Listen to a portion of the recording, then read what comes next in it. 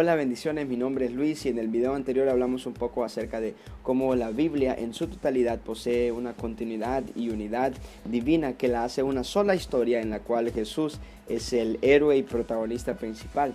Ahora, muchas personas tienen el pensamiento de que lo único rescatable de la Biblia es el Nuevo Testamento porque ahí está Jesús, ahí aparece Jesús, ahí están las enseñanzas de Pablo, y el Antiguo Testamento es medio raro, tiene historias extrañas y tiene leyes higiénicas que son difíciles de interpretar, mucho menos de aplicar. Entonces, ¿qué hacemos con el Antiguo Testamento?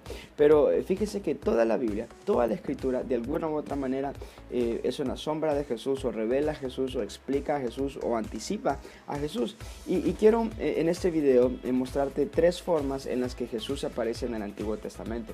Una de ellas, la primera, es a través de las profecías mesiánicas. Muchos libros, como por ejemplo Isaías y Zacarías, profetizaron, por ejemplo, el lugar de nacimiento de Jesús y algunas facetas que el Mesías iba a cumplir, que fueron cumplidas en el nacimiento de Cristo. De hecho, el escritor del Evangelio de Mateo compiló alrededor de 80 profecías mesiánicas y las redactó en su bitácora, o sea, en su versión del Evangelio, para básicamente probar que este hombre, Jesús de Nazaret, era el Mesías que Dios había prometido.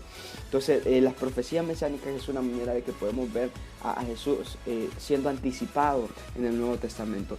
Otra manera son las cristofanías. Este término básicamente significa apariciones de Cristo que fueron previas a su nacimiento físico.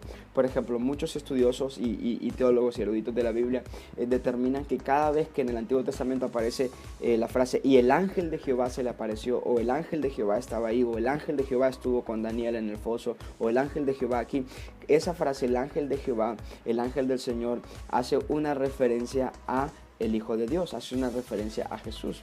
Entonces podemos ver a Jesús, por ejemplo, luchando con Jacob, cuando Jacob luchó con el ángel. Podemos ver a Jesús con Daniel, cuando el ángel del Señor estaba con Daniel en el foso de los leones. Así que las cristofanías son también una forma en cómo podemos ver a Jesús en el Antiguo Testamento. Y la tercera forma son los tipos. Y cuando hablo de la palabra tipos, no me refiero a individuos, no me refiero a muchachos, sino que en teología un tipo es una figura, es una especie de sombra, una especie de anticipación a algo que iba a ser cumplido posteriormente.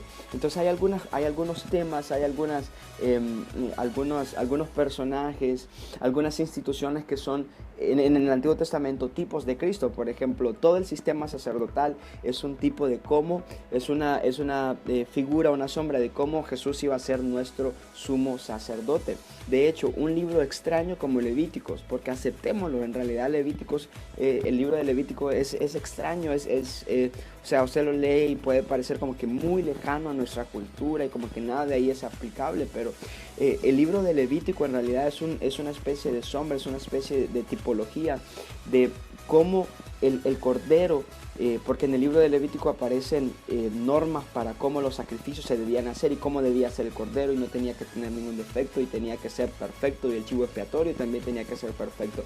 Entonces el libro de Levítico de alguna manera es una sombra de cómo el sacrificio perfecto del cordero inmolado, puro, sin mancha y sin defecto alguno, tenía que ser, y para que fuese sin defecto alguno tenía que ser Dios hecho hombre.